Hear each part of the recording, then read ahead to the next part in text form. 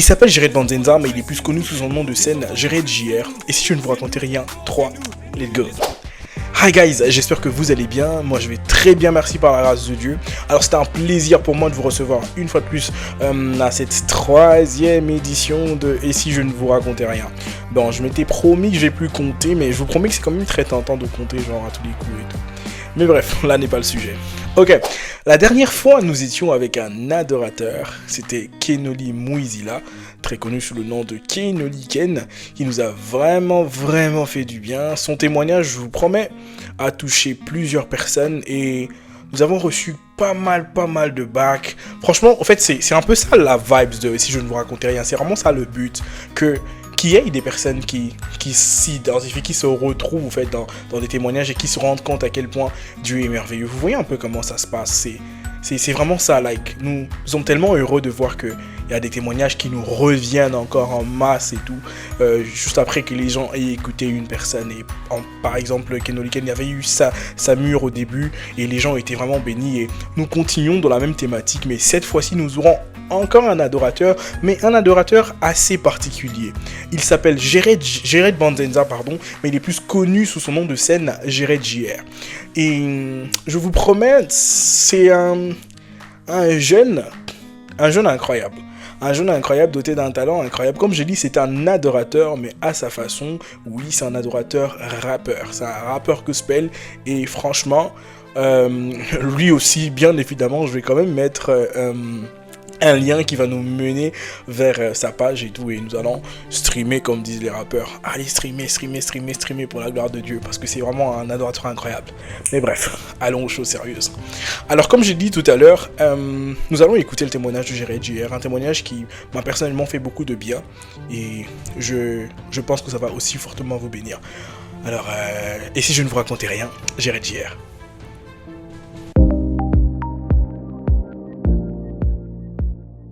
Salut à tous, ici Jared JR pour Et si je ne vous racontais rien. Alors je vais essayer de vous raconter ma petite histoire, espérant que ça vous édifie.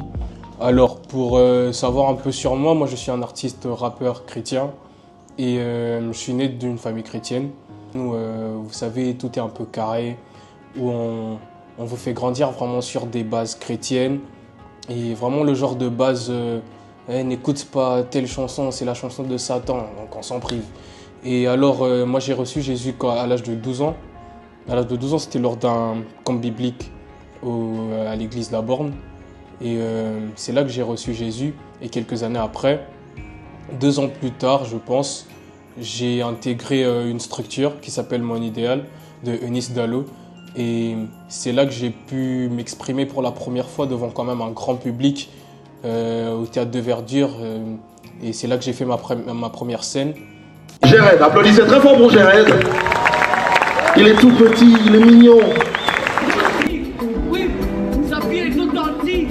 Ouais, sa mort fut authentique. Ouais, le ciel est authentique. Ensemble, oui, c'est authentique. Ouais. Et pour la petite histoire sur moi, c'est que quand j'ai reçu Jésus comme Seigneur et Sauveur, j'étais très zélé. J'étais très zélé au départ.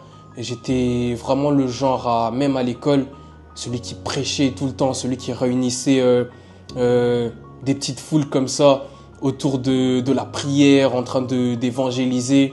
Et mon zèle était vraiment vu par tous. Je suis vraiment le genre qui a été interpellé par la direction de l'école pour dire « Mais toi, il faut que tu arrêtes finalement. Ici, on vient pour étudier. C'est vrai que c'est une école chrétienne, mais ce que tu es en train de faire n'est pas primordial. » Donc, juste pour dire qu'en fait, moi, à mes débuts dans ma conversion, c'était vraiment vu et su de tout le monde que j'étais devenu chrétien et que j'étais très zélé. Et même dans mon entourage, il y avait des personnes, j'ai changé mon entourage, il y avait des personnes avec qui je traînais avant, j'ai arrêté de traîner avec et je me suis allié à des personnes qui partageaient la même foi que moi, les mêmes principes, les mêmes valeurs et les mêmes convictions. Alors, 2 ans après ma conversion, j'étais toujours un peu bien le jeune qui essaie de chercher, d'apprendre un peu plus sur la vie chrétienne, et parce que j'étais vraiment ancré. Mais il s'est passé quelque chose de, je dirais quand même d'assez malheureux à mes propres yeux et aux yeux des personnes qui me regardaient. C'est que je tiens à signaler qu'avant ma conversion, je n'étais pas un jeune garçon si turbulent que ça. J'étais plutôt calme, mais il s'est fait que au moment de ma conversion, à un certain moment, je me suis rendu compte, même quelques années après, que j'avais fait plus de bêtises étant chrétien que non chrétien. Ça veut dire que 2 ans après ma conversion, ou je crois 2 ou 3, oui, je me suis retrouvé à faire des choses qui n'étaient pas correctes en fait, qui ne reflétaient pas ce que j'étais censé être. C'est-à-dire que je disais plus que j'étais chrétien que je ne l'étais. Ce qui faisait que je me retrouvais même à la tête des troupes quand il fallait faire des bêtises, quand il fallait faire des sales coups, quand il fallait mal agir. En fait, j'étais en aucun cas un modèle et un vrai chrétien comme j'étais censé l'être. Alors, il est arrivé quelque chose de malheureux. Je vous ai parlé de la première scène que j'étais censé faire au théâtre de Verdure lorsque j'étais de la team Mon Idéal. Alors, juste à la veille, c'est à la veille de l'activité qu'on m'envoie un message. Je vois, il y a un message qui rentre dans mon téléphone et je lis. C'était une amie qui m'écrit « Tu vas nous manquer ». J'étais en mode « Comment ça, tu vas nous manquer ?» Et quelques temps après, c'est là que j'apprends qu'en fait, je m'étais fait virer de mon école. Je m'étais fait virer de mon école et quand j'ai su ça, même moi-même, en fait, c'était quelque chose d'inconcevable déjà pour moi. Alors, j'imaginais pas mes parents, j'imaginais pas toutes les personnes qui me voyaient avant le Jéred qui prêchait tout le monde. Et aujourd'hui, c'est lui à la tête de la troupe des personnes qui font des trucs pas bien et qu'on laisse même les autres en le vire lui parce qu'en fait, c'était lui qui était le plus impliqué dans ça. Et c'était quelque chose de quand même assez honteux, c'était quelque chose de quand même assez dégradant. Je rappelle que là, je n'avais jamais assumé que je n'étais plus chrétien, non, je l'étais toujours et je le revendiquais toujours. Et je faisais toujours un effort de m'aligner aux principes divins et de toujours être un bon chrétien. Mais ça n'allait pas, ça marchait pas. Croyant que j'allais même apprendre de ça, mais il s'est fait que quand je suis allé dans une nouvelle école, j'étais sage au départ, mais juste après, je me retrouvais un peu dans des entourages, je me retrouvais influencé alors qu'au départ de ma vie chrétienne, je disais quelque chose. J'avais en fait l'orgueil de me dire que moi, comment je prêche aux autres et je leur dis, vous ne laissez pas influencer par ce que vous voyez, vous ne laissez pas influencer par les gens de mauvaise vie. En fait, je m'étais moi-même retrouvé influencé par ces mêmes personnes-là. Ça veut dire que je ne faisais pas attention avec qui je traînais ou avec qui je marchais, avec qui je faisais quoi que ce soit. J'étais vraiment un peu comme les enfants d'Israël qui vont dans une terre qui était possédée par un autre peuple et qui commençait à agir comme ce peuple-là. Et moi, c'était un peu ça ma vie.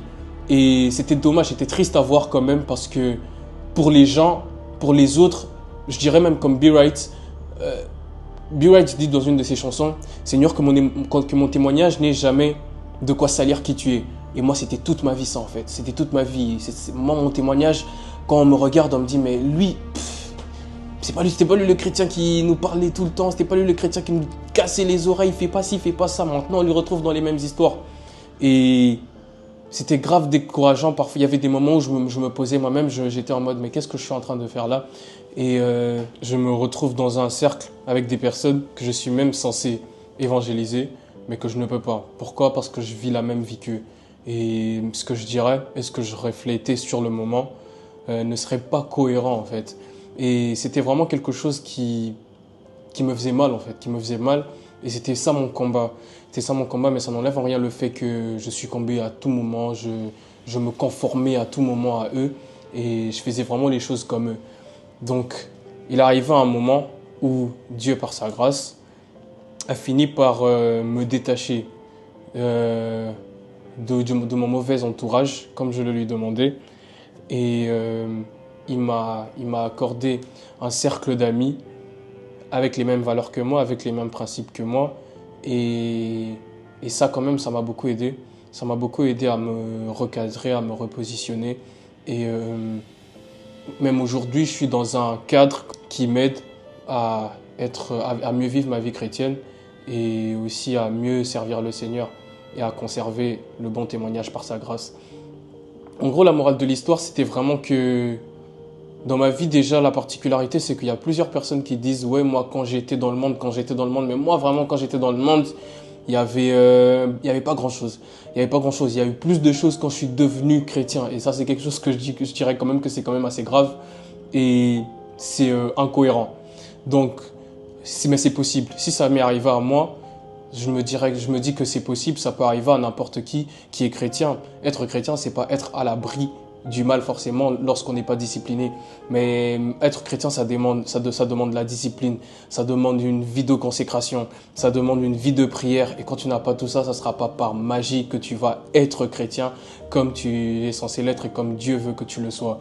Donc en gros, comme je dis, pour la morale de l'histoire, c'était l'entourage, moi c'était l'influence, moi c'était les mauvais choix de vie qui m'ont coûté une sanction à laquelle je m'y attendais même pas, être viré de mon école. Et même mes parents, ils ont très mal conçu ça. Et c'est pas à ça qu'on est appelé. C'est pas à ça qu'on est appelé. Personne n'est appelé à vivre ce genre de vie. Et ce que nous, on est censé faire, c'est vivre notre vie en Christ comme Dieu veut que nous la vivions, en lui plaisant à lui et lui seul, et en se conformant au mode de vie que le Saint-Esprit nous insuffle. Donc, en gros, c'était un peu ça mon histoire. Et aujourd'hui, par sa grâce, je remercie le Seigneur parce que je suis plus du tout dans ça. Je n'ai plus de mauvais entourage. Je ne me laisse plus influencer par le mal que peuvent faire les personnes autour de moi. Mais aujourd'hui, par la grâce de Dieu, je suis une voix. Je suis une voix qui peut, moi, à mon tour, m'adresser aux jeunes qui peuvent peut-être se retrouver dans la même situation que moi, chrétiens comme pas chrétiens. Leur dire qu'en fait, on est appelé à vivre pour Dieu. Que sur cette terre, si on vit, c'est pour Dieu et uniquement pour Dieu. On ne peut pas vivre pour Dieu en déplaisant et en attristant son esprit constamment. Donc, ce qui fait que moi, aujourd'hui, j'utilise ce don que Dieu m'a donné, celui du rap particulièrement, pour m'adresser aux jeunes comme moi, pas qu'aux jeunes, mais à tout le monde, mais spécialement aussi aux jeunes, parce que j'ai vécu ce dans quoi plusieurs jeunes se retrouvent aujourd'hui. Et si je peux, par ma musique, même leur dire, par exemple, qu'il ne faudrait pas emprunter ce chemin de vie, je pense que c'est ce que Dieu voudrait que je le fasse. Et je prie Dieu de m'accorder la grâce de toujours le faire et de bien le faire.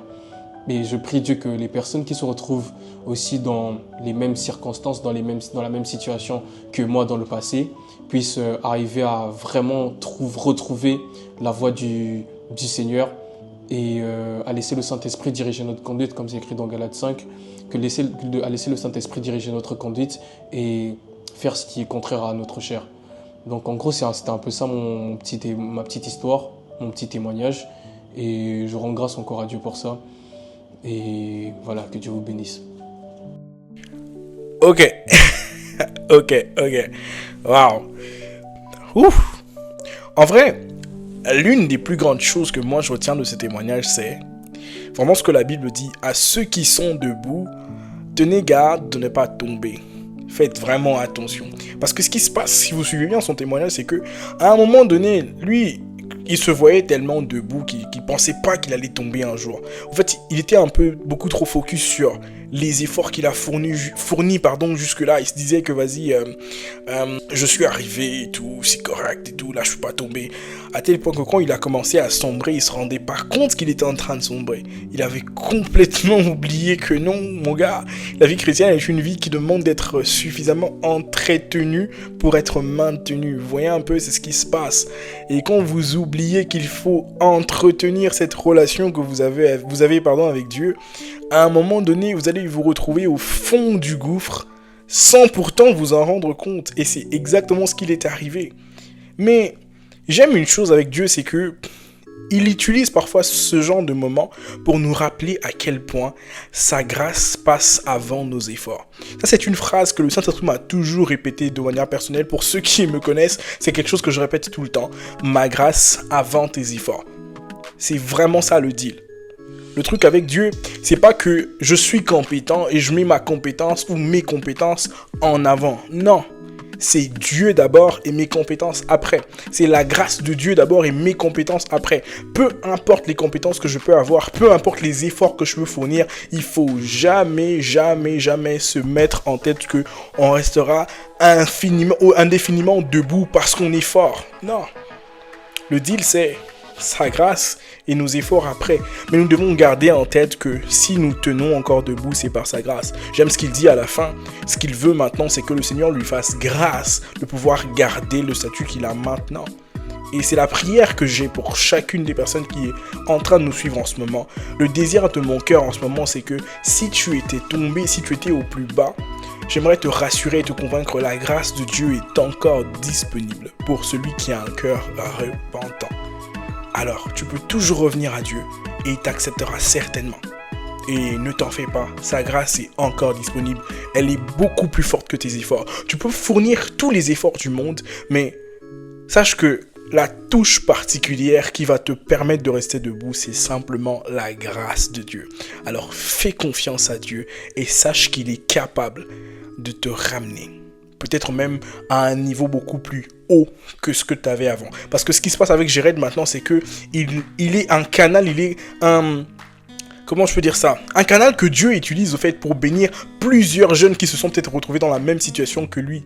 Et aujourd'hui, il édifie ces jeunes et il nous édifie, nous tous d'ailleurs, le corps du Christ. On est tous édifiés par Jared en ce moment. Et ça fait vraiment du bien de voir qu'il y a des jeunes comme nous, comme toi, comme moi, qui servent le Seigneur avec leur talent. Et si tu as un talent, n'hésite surtout pas de servir le Seigneur. Moi, mon talent, c'est peut-être chanter, mais je chante aussi, vous en faites pas, je suis à la chorale de mon église. Et c'est aussi beaucoup plus tout ce qui a trait aux médias et tout ce qui va avec. Et je fais en sorte de mettre ça au service de Dieu, mais tout en me rappelant que c'est par sa grâce que j'arrive à faire ce que je suis en train de faire. Alors n'oubliez jamais cela, sa grâce avant ses efforts. Que Dieu vous bénisse et on se retrouve très rapidement pour le 4e épisode de « Et si je ne vous racontais rien ?» Tenez-vous prêts les gars, parce que bientôt ça va encore s'écouler. Que Dieu vous bénisse.